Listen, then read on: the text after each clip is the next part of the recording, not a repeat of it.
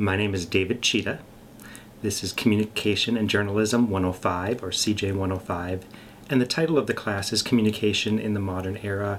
It sometimes gets taught in Communication Age or Information Age.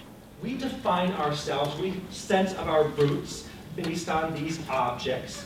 It's just that now we go out into the world and buy those objects more often than maybe previously to define ourselves. Well, the course has several objectives. One of those is to introduce students within the department and across campus to the wide variety of areas that are studied within our department. And that includes interpersonal communication, communication in organizations such as businesses, small group communication, communication in the public sphere, which might include speeches that political candidates give, acts of protest and advocacy.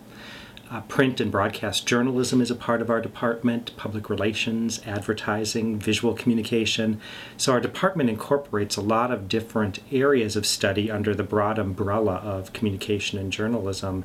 And so the first objective, like I said, is to get students to just be familiar with all of these areas that in some way, in the back of our minds, we're all familiar with. We understand interpersonal communication and relationships, but to think about it as an area of study is something that we hope to do through this course. We know as strategic and competent communicators, there are things that are more or less appropriate to say in different places, different aspects, different realms that we occupy in our lives. So if students can understand the multi-faceted world of communication that we live in and how these worlds intersect and interact with one another, then we're reaching that goal or goals for the course.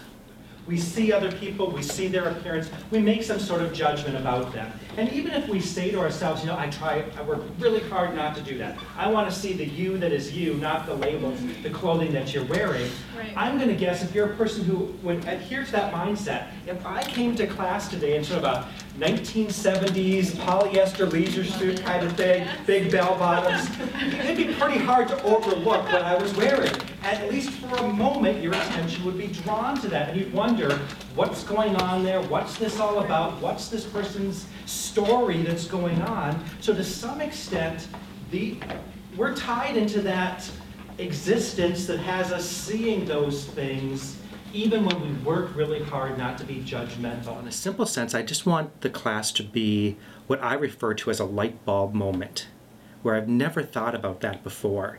Yeah, it makes so much sense. I've never thought about that, and I can't turn this light off now. That when I go to the mall, I'm still thinking about Dr. Tschida's class and the fact that these jeans that I'm now buying maybe were produced under really horrible conditions in a third world country where someone wasn't paid well, compensated well for their labor.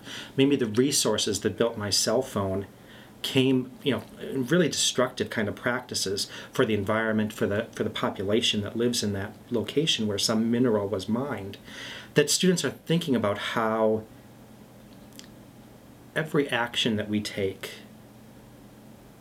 is in some ways a communication action.